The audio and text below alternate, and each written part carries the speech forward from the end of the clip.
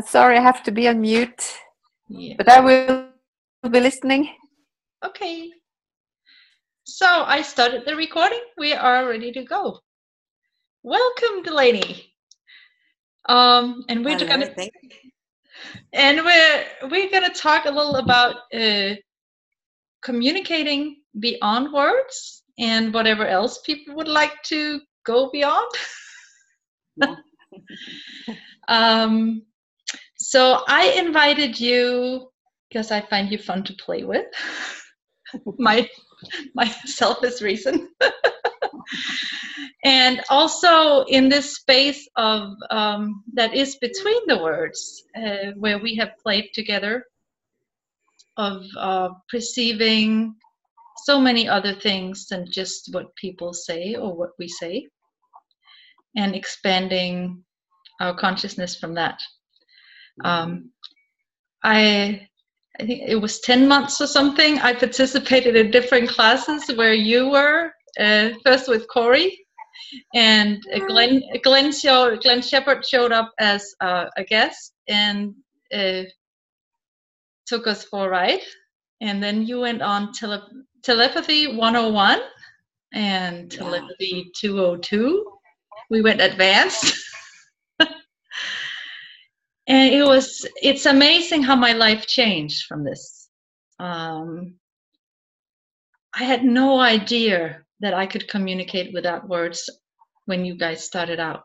But there was this pull when I saw Glenn, this joy, this enormous joy that he has when he doesn't have all these words that has to be controlling. That's kind of what I perceived, and I was like, I will have that.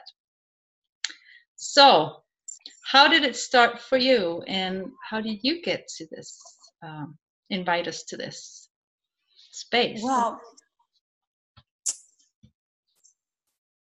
even when I was a child, as probably I'd say most of you, there was that awareness of how so often people would be talking and it didn't match the energy. Yeah, there wasn't that congruence there, and it would be really confusing.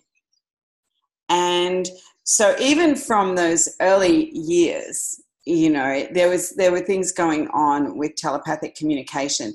And all through my life, I've had people say to me things like, oh, I was just thinking that. How do you do that? How did you pull that out of my head? Just random people I would work with, or driving along in cars with friends, and I would not be cognitively aware that I was able to perceive, their thoughts. But it became really obvious once I met Glenn and started to really communicate telepathically with somebody in whole sentences and whole conversations, and then even beyond that. And that triggered that, when you look back and go, oh, wow, I've actually been doing elements of this all along, And Glenn and I've done this like really free-flowing telepathic communication with a number of people who have really high-level autism. Mm-hmm. And so there is something about the energy of those people and what I can be with them that really triggers this massive expansion in that capacity. And I really like to be reminded that, about this, because in my day-to-day life, I actually forget too, and I'm caught up in the words. And I'm going, I want someone to be speaking to me rather than trust the energy, So like everywhere where we don't trust ourselves and don't trust the energy and feel that we have to sort it out, let's destroy and uncreate all of that. Yes, please. Times a gazillion, right and wrong, good and bad, pot and pock, all nine shorts, boys and beyonds. And I'm not sure if this program is totally access people. If not, that's the clearing statement. Yeah, Exactly. Yeah, you can find it on www.theclearingstatement.com if you like to know what that is. Yeah. Yeah. And you can carry Awesome. on with it. Mhm. Yeah, thank you. It's just when that energy comes up, like when I'm saying that, I can perceive an energy of, wow, all, you know, how much all of us are doing that. So if we can bring that energy up and clear it, it just means that everything becomes more space, you know, and we have greater possibility with telepathic communication and with acknowledging our talents and abilities. You know, for me, Pia, I think this is the biggest thing. Like you said, you know, you didn't realize that you could communicate telepathically as much as you can. And it's that real being the space that people can actually acknowledge where they're at with that and then keep expanding and keep building that muscle. Yeah, and like you said, when I was a kid, I was always frustrated with people too, because they were lying. Yeah. And I was like, what are you saying? That's not true. And I was like always looking to be correct and be right, to learn how to be correct and be like them. And it was so hard to learn this because I could not lie like they did. I had to practice to become this liar. I learned that liar to yourself, you know, you have to be and put up that face. But so it's so cool to pull that down and just be. And the traffic that has been going through my head through all my adulthood that I didn't know about. I just thought it was my thoughts. Yeah. You know, in Access, we use those, who does this belong to? The sentence every time we have a thought and or feeling or emotion, and but the thought, and when it lightens up, it's not yours. And it's like, okay, but who does it belong to? It doesn't matter. It's just that's telepathic. Yeah. You perceive people's thoughts, you know. So how many know they can do it now? Yeah. And also, you know, like we really discount often when things happen, you know, when we perform magic or when we be magic. So that time when you had an awareness that you were actually being telepathic, that you had either put something in somebody's head, which is something a lot of us do not like to acknowledge, that we do put things in other people's heads, and if we acknowledge that, then that is a talent and an ability that we can keep building. And also, you know, like that you're pulling things out of people's heads, and we've had that awareness that especially if someone goes, did you just pull that out of my head? You know, how did you know that? I was just thinking that. And we discount it, you know, like, oh, it was just, you know, luck or whatever the hell, the way that we discount ourselves. And so every time we discount, then that results in us not expanding that capacity. And I will tell you a really funny story about the very first time that I acknowledged that Glenn was communicating with me telepathically. And we were driving along, and I got this, you need to stop and get petrol. And it was not my thought. And I knew it wasn't my thought. And I looked down, and I did need petrol. And I looked at him, and he was just laughing. And for any of you that haven't met Glenn, he's this little spaceman looking dude who has the Down syndrome chromosome as well as really high level autism. And so, you know, like he really is just like a little cute spaceman. And I'm looking at him. He is laughing. And so I gave him this big test. Like I pulled over because it was quite, you know, like it was quite a big thing at that moment. I pulled over and I gave him this big test of if it was him, then he would have to tell me what I was thinking. And I thought this thing. And we got back to my place, and he totally tapped it out on the board, which is an alphabet board. You know, he totally tapped out what I was thinking. And I was just so blown away and so freaked by it. I actually left him there and walked across the road to the beach and I could still hear him though. So it was this, you know, like even though it was blatant, I was still trying to deny it, you know. And it was just an amazing ability, and at the time it was nobody else was doing it. So it was all a bit of a crazy ride, and it has been a crazy ride with him, I have to say. What you said there, I walked away and I could still hear him. That is what I found the most cool part about it. You guys were in Australia, and we were all over the world scattered at that telepathic 101, and we were still perceiving each other and communicating. And we even, you know, made practices. And, you know, I had somebody in the class that, you know, were in Australia, and we could perceive where each other were located, how the surroundings was, and what we were looking at. As soon as the other one thought it, we knew what they were seeing, which was that was a cool one. Yeah, can you talk more about that? You know how? Yeah, I just want to acknowledge something someone's put in the chat. Can you hear me? Yeah. Christy says, had that happen just last night with a client. If I am taking thoughts from people's heads and not acknowledging them as not mine, how much are those thoughts contributing to the creation of my reality? Like, exactly. Huge.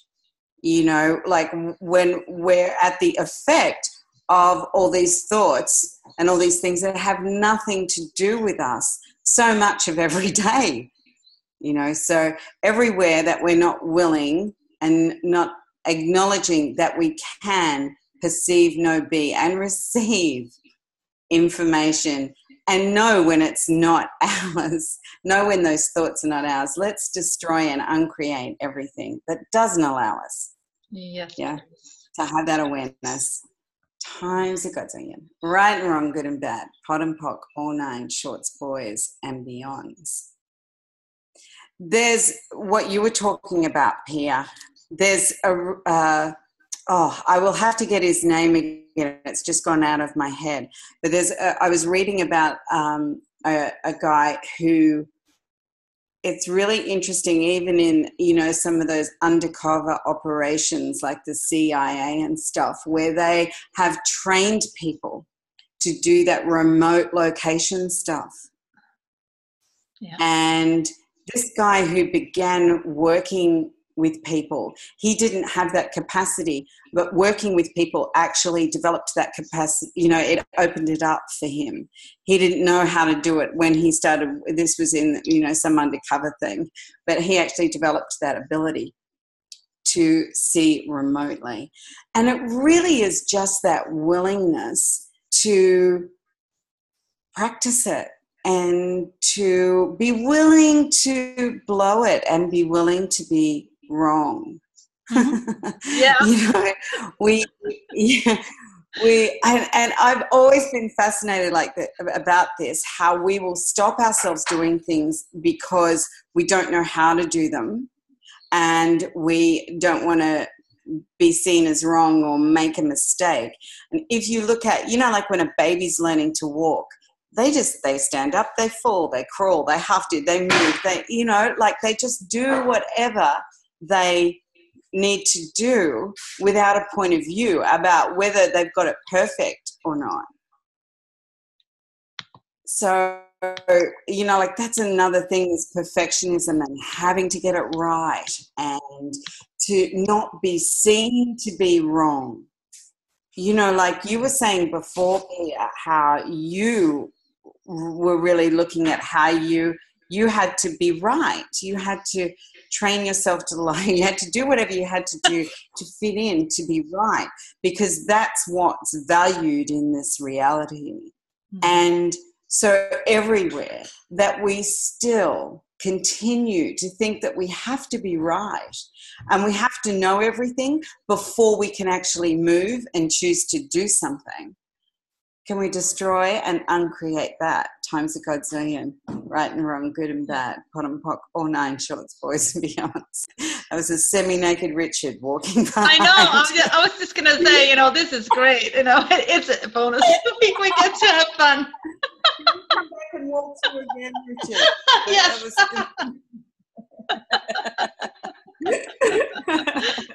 Well, we might as well say it out loud because the thoughts are going. Totally. Yeah, it's out. Pretty yummy, like.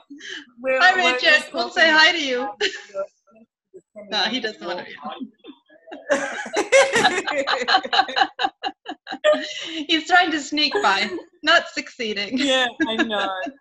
He's not really a sneaker. Yeah. How did I get so lucky? Mm-hmm.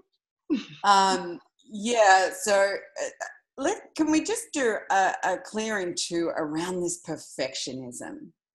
And you're really nailing perfectionism. So, whose lies, what lies, and how many lies about having to be perfect are you using to shut yourself down and not acknowledge the incredible talents, abilities, gifts, capacities that you have, that you be? Yeah, everything that is, times a godzillion, right and wrong, good and bad, pot and pock, all nine shorts, boys and beyond. That was a goodie. That gave me goosebumps. I know. I mean, I used those clearings for 4 days now, facilitating, and still you can come up with more thinking. It's amazing. Yeah. It is, isn't it? It's that thing of acknowledging more and more, about the lies of this reality and everything that we've bought with that, and everything we've bought about telepathic communication and what that is. Like, it's not just mind to mind. I can see Kari's photo there. It looks like she's having a kiss with a horse there. Or something, I'm not sure. Like with animals, the incredible communication that goes on with animals is, there's such a gift. And with trees and plants, the very air we breathe, like sometimes I sit and, well, you can perceive molecules vibrating sometimes, but I will hear stories and whispers and songs and music in the very air. I've had magical experiences of being somewhere and hearing African drums and voices singing in Australia, and not even in Africa. But hearing those beats and those. So what else can we actually perceive? What else can we hear in that way of perceiving that is beyond words and yet can still even include words? When I've heard those singing, I'm hearing that singing, I'm hearing that sound. And what sounds are we not actually acknowledging that we hear? How there's all the different, dogs can hear sounds that we don't hear with the human ear. Well, pock and pod everything that is.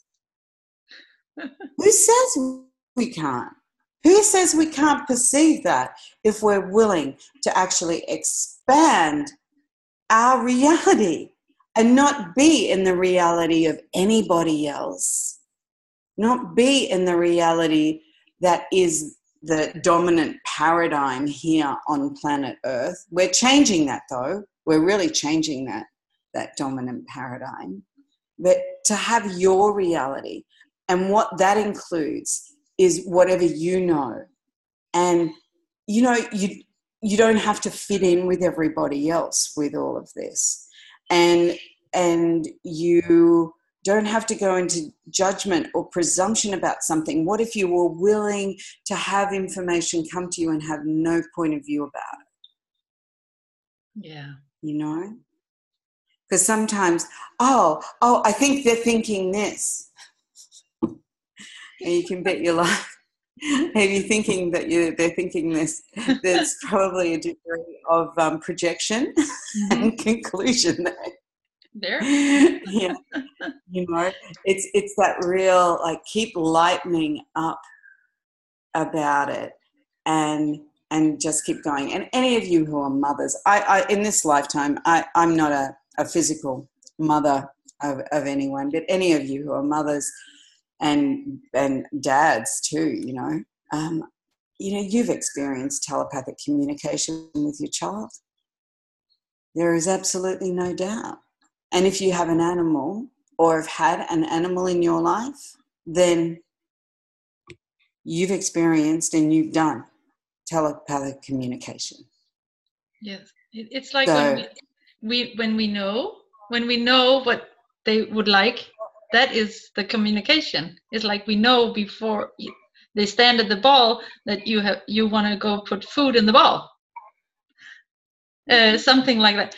Can I tell a short story from we were at the had a foundation at a farm, and the horses had actually, the owner, how she puts it, she's here and on the call, is like the horses would like to be in on the class.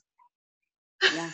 Okay, so what we did is we invited them in on the first day, and by asking the energy to flow from the earth through them and to us, and what was really going on is that I was opening up that we were willing to receive from them. Because they were always willing to receive from us. It was obvious. The fun part was that one of the participants shortly after starts talking about pheasants. All these things about pheasants, and I'm like, is there any pheasants around this area you're aware of? After you pulled energy through the earth, and go, yeah. It was hilarious, but the pheasant showed up. He obviously had a little more contact with and communication with things that he was aware of. So that was cool, and that too. And they asked us to write.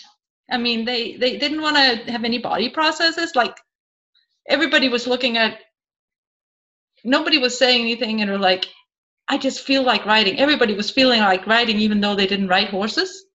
The horse was going like, let's go ride. Yeah. Yeah. Okay. Yeah. What a gift. It was fun. Yeah, totally. And, and it's also, as you know, from the classes that we did, it's not just living, what we consider living things either, that are speaking and communicating with us. The table that you're sitting at, the chair that you're sitting in, the very walls of your house. Like, we're in an Airbnb in Pigeon Beach at the moment, and when we got here, like, there were entities in the bed. And they were in the walls, and where we'd been before that, same thing, and we cleared stuff just so that it became a much easier space for us to live in. Mm-hmm. So what are you aware of, and what are you not acknowledging about those energies that are in furniture and in buildings that can contribute to you? Because not everything is not going to be a contribution for greater. But what about those things that are not a contribution for greater? And I know another thing in this house, and I've had this in places before, where people have, I can feel the arguments. I can perceive the arguments. And actually, I can feel it in my body at times. And then I will start, I actually have felt myself doing that, like going to that energy of the argument, going to the energy and being that energy, because I'm not being, not willing to be totally present with everything around me. Mm-hmm. And so this gets like a really holy wow, really, like Chrissy was talking about the thoughts with creating your reality. So when we're not willing to be aware of the energies that are surrounding us wherever we be, wow, whose reality are you creating? And how much more can you have your reality? And everywhere that we go to this space of overwhelm, that, man, there is no way on earth I can have all that awareness of the plants and the trees and the air and the sky and the ocean and the animals and the buildings and the everywhere that comes up, destroy and uncreate that times a godzillion, right and wrong, good and bad, pot and pock, all nine shorts, boys and beyonds, because it's not about having to bring it through the filter of our brain. Mm-hmm. And this is big muscle building. I'm still on this one. Big muscle building of not bringing everything through the brain, or thinking that we have to bring everything through the brain, because the brain is a computer.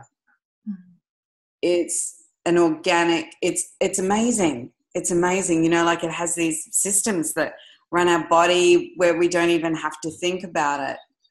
But if we were willing to actually contribute to that, and this goes with our bodies and the communication that our bodies give us. Yeah? Yeah. You know, our bodies are communicating telepathically with us all the time. Or they're communicating beyond words. They're trying to tell us stuff all the time. And even with our voices, when we do speak, if we were willing to be aware of the sound that our voice is making, where the tone is, what's behind it, where it's sitting in our body, where that sound is coming from, that gives you information as well. Yeah. And if we move beyond, I am overwhelmed by this, and go, wow, this is incredible.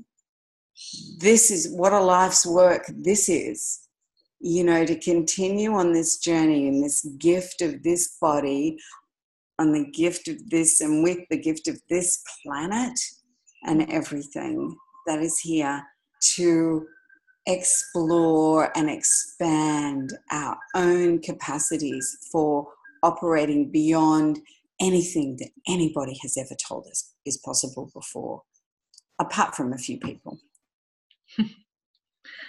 Yeah. Can you talk a little about what you do when it becomes, instead of getting overwhelmed, when your body is getting all this input, what do you do to ease that, or ease that? Get out of your head. And one of the best ways to do that, so if we all do this now, unless you're driving, of course, you'll have to kind of still be present with the road and the steering. But yes, smart. So you can close your eyes or you can keep them open. But breathe.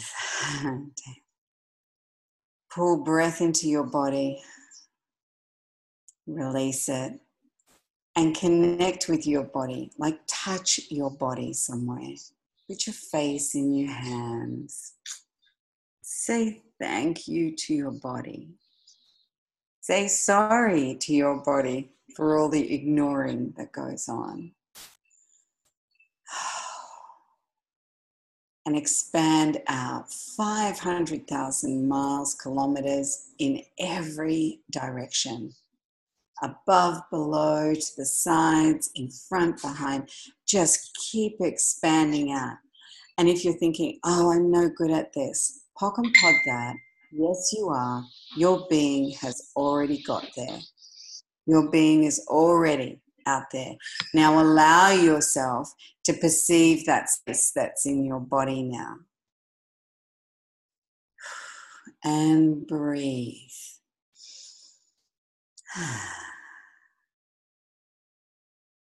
Even a little sigh on the breath out. Your body loves sound. And you're going to push down all the barriers, seen and unseen. And again, this does not have to be hard work. You saying that starts to drop barriers. Anytime you become aware of a barrier being there, just drop it, melt it.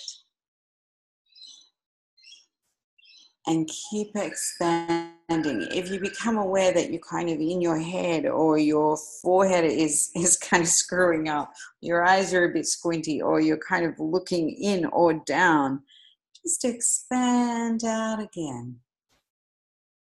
There's no getting it right, getting it wrong. If something takes your attention away from you, all right, bring yourself back to you. Expand out, drop your barriers.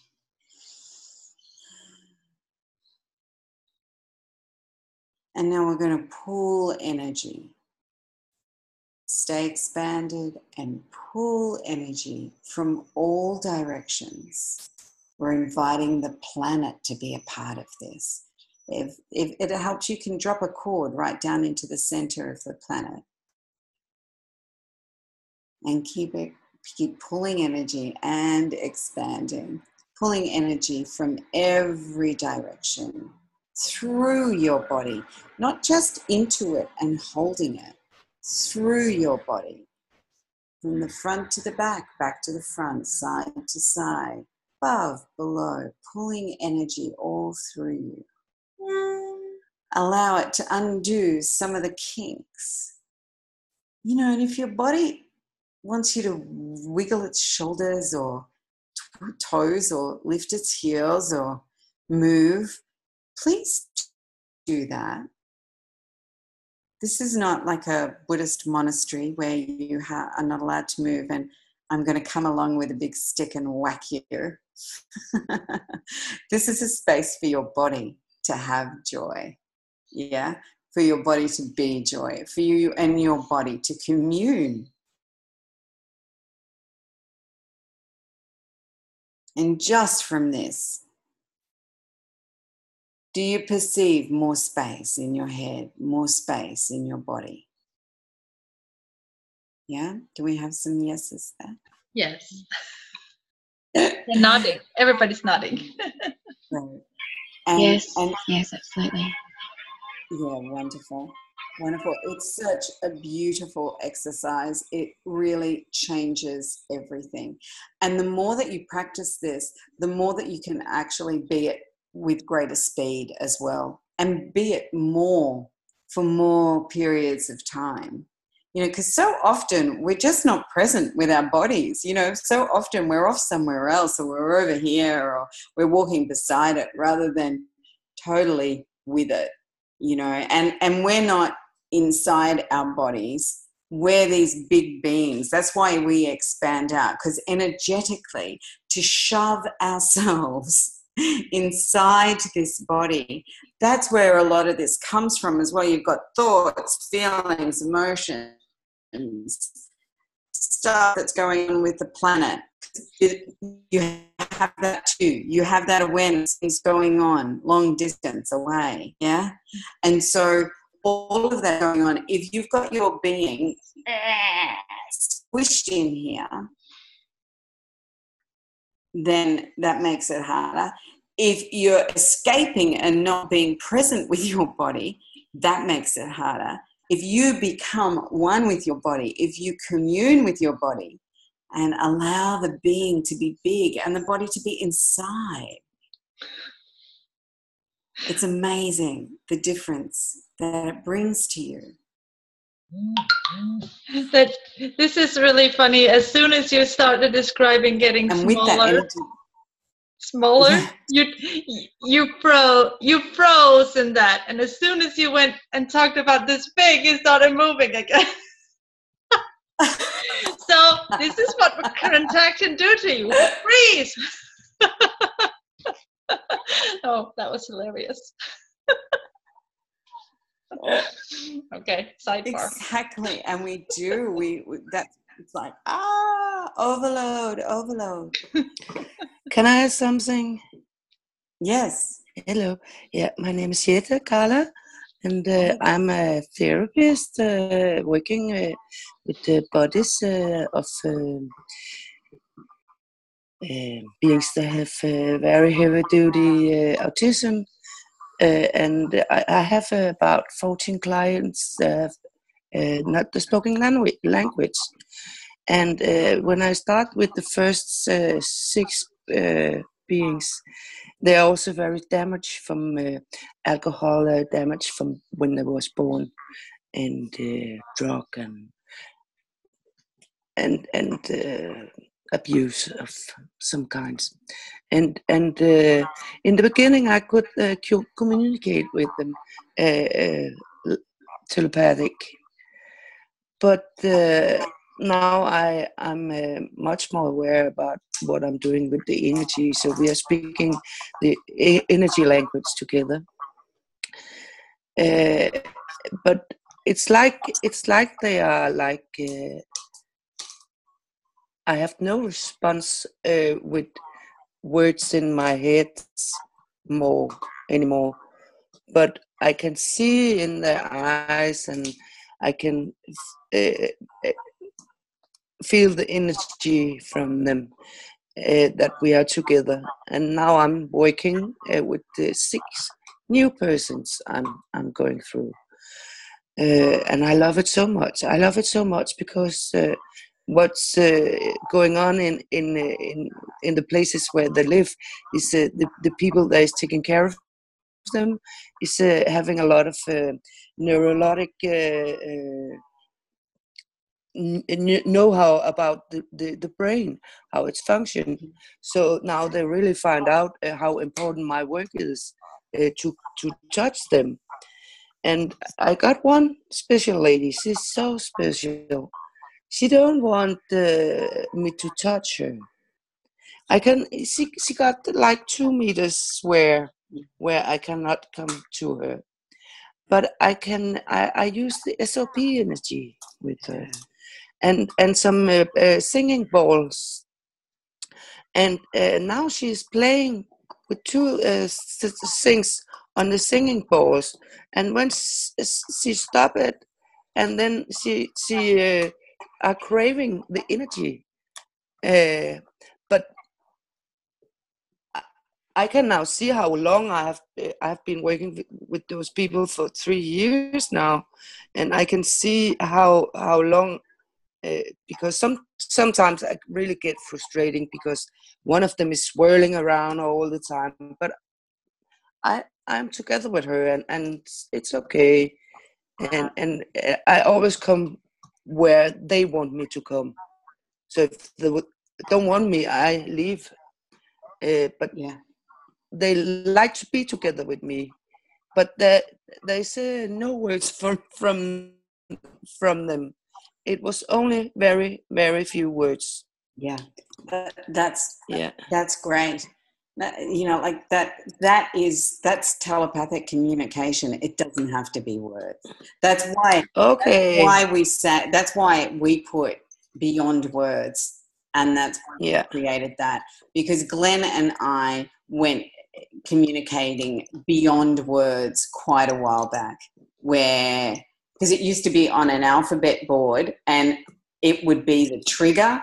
I didn't need all the words spelled out, and then I would have them running through my head, and then it went to beyond words, and then it really went somewhere else beyond words. And yes, it can be quite challenging because we're not used to that. Oh, you know, like there's no reference points, there's nothing solid. There's nothing solid. No. It is all energy. You're just rocking it. My one. Thank you. Yeah. And I really have a special one. She's because I also work shamanic, so I have been working with the nature and talk to the nature since I was born. So that is very natural for me.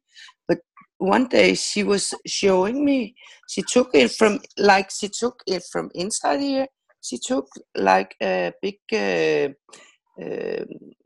That's a big bird. It's only down on the albatross. She took a big albatross and showed me she got this like a protection for her. And after that, she have not her little brain is scrumping now. So the communication is not so well anymore. But still, she also wants the energy. Yeah. So those people, they are really communicating with the energy. Very much, yeah. I totally get it.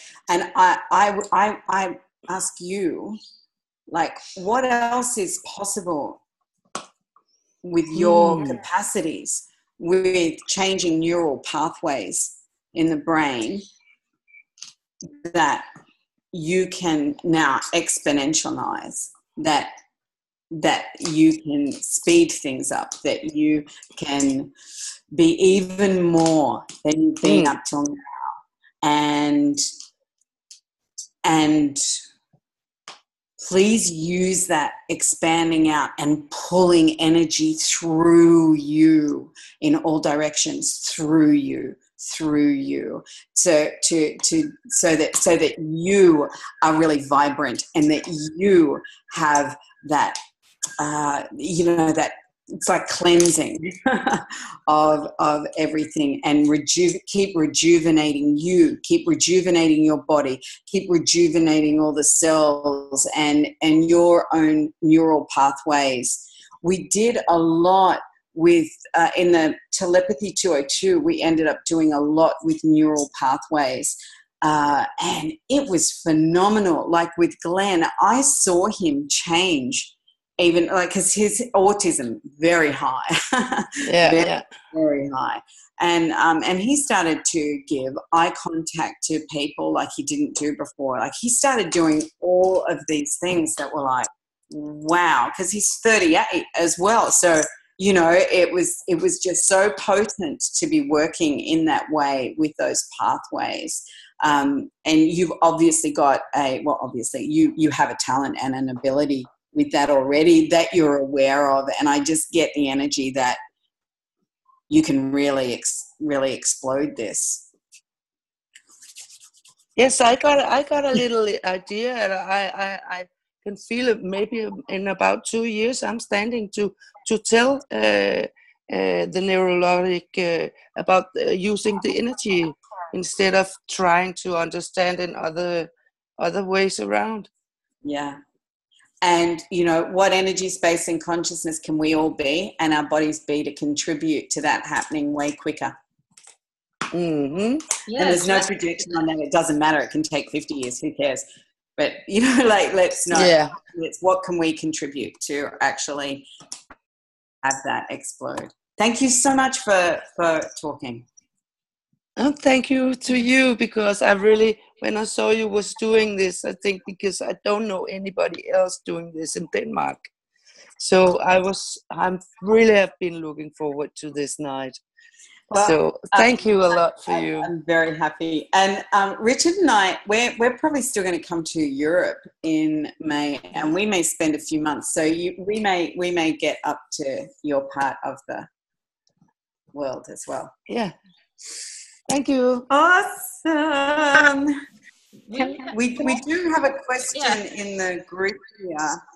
I have a grandchild with autism. I would like to learn to communicate without words. He doesn't speak at the moment, and everybody wants him to speak. Yeah. Paula. Keep reminding everybody that communication isn't just words, and really good little practices for you, because I'm sure you're his grandma. I reckon you're already communicating telepathically with him.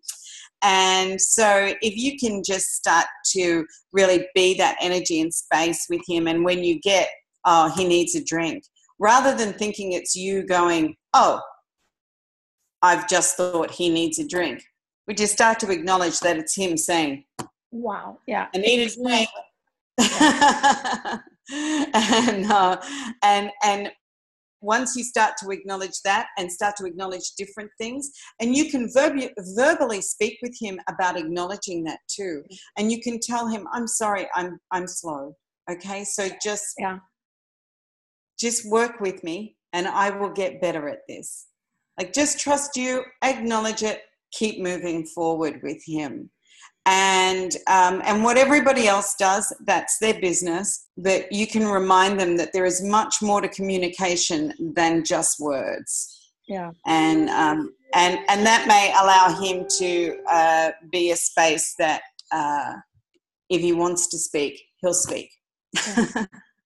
Yeah. He and I used to really giggle. We could just laugh and have so much fun. Yeah. And that has just somehow it's not there right now. And it could be on my behalf or it could be something else. And I could also, just ask him or I don't know. Yeah. But we haven't been giggling for a while and we could, he would really giggle and we would just sit and laugh. How old is he now, Paul? He's 2.5. Yeah, okay. Or soon 3, yeah. So what is he aware of? Yeah, what is he aware of? Wow. Yeah, I think he's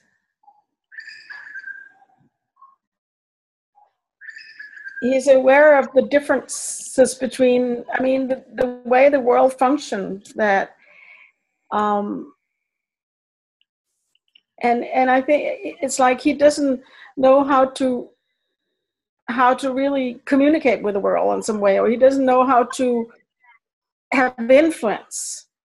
So, you know how we've been talking this morning about that incongruity of energy with words? If you can start to acknowledge some of those things with him, and just, find those spaces that are easy for him to be, if it's in the forest, or if it's by a river, or anything like that, any spaces, or if it's in a room, it doesn't really matter. He may be someone that prefers to be in a carpet floor and 4 walls and a roof, those spaces where he can just be with you, and energetically you can run his bars, which would probably with him take about 2 minutes maximum. but from a distance. So I'll just do it like thinking of it, or he doesn't want me to. Yeah. With Glenn, I had done things where, I could be sitting quite a distance away from him or standing somewhere in a room, and he would start to go, into a big thing. And so I would just start running his implant band. And for me, I would see that, like perceive that as like they were glowing red sometimes. I go, and then there are times that you can actually get near him as well, closer to him. But you don't need to. Yeah. You can just say, hey, this is something that could make it easier. Let's try it, and just start doing it. And if it's done in 30 seconds, it's done in 30 seconds. Yeah. Yeah, don't go from any, these guys are bringing a totally different reality they're operating in. It's so that, you don't want to be contained by how we do things properly. It's more, okay, what's going to work here? And what a clever, acknowledge his capacity for creation. Yeah. And he created you. He chose a family where he had you. So that's a pretty amazing creation that he's done. And I just recognized, I picked him up from kindergarten today and he wouldn't eat. And then when he was together with me, he ate all the time. So that's also a way of his communicating. Yeah. Yeah. It was really, I loved, there was an article written by an 8-year-old girl with high-level autism, and she was talking about food, and she was like, everyone is like on at me all the time to eat. I think you people are disgusting. I love that. Why do you have to eat all the time? And then you force me to stop what I'm doing to go somewhere and eat, and then you mess up all the food. I like my food pale colors, and I like it all separate. Don't mix up my food. I just thought it was so good, and I loved it. I think you people are disgusting. Your obsession with food. It's so true. It makes no sense at all. I just, oh wow, these guys are cool. I mean, it's crazy. It's totally crazy and wonderful, you know.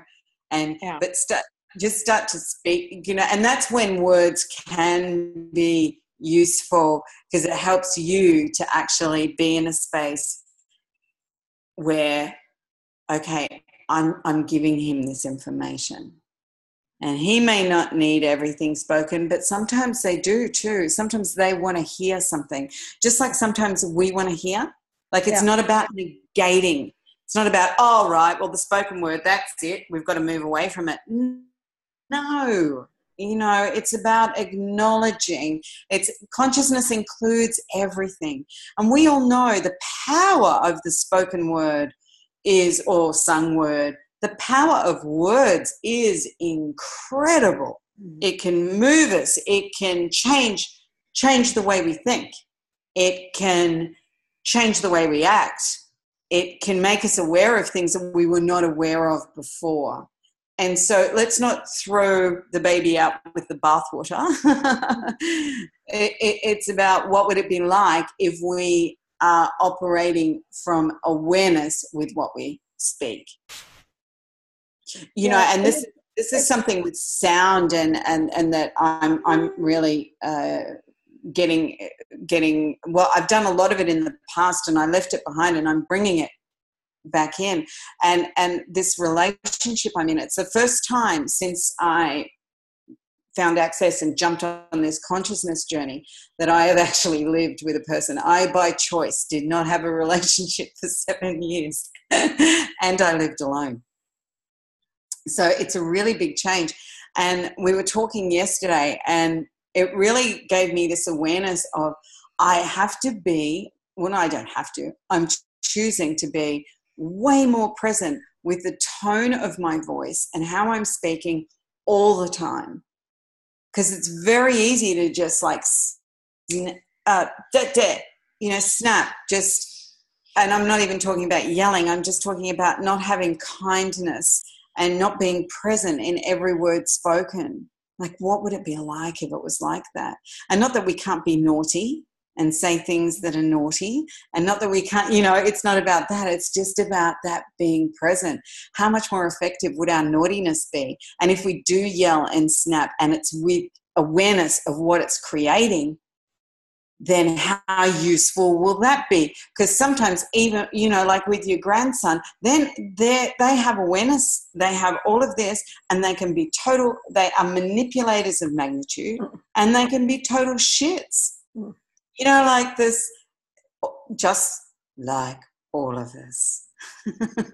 You know, so it's like, it's that willingness to be aware. I used to train people to work with people with disabilities and teach and stuff as well.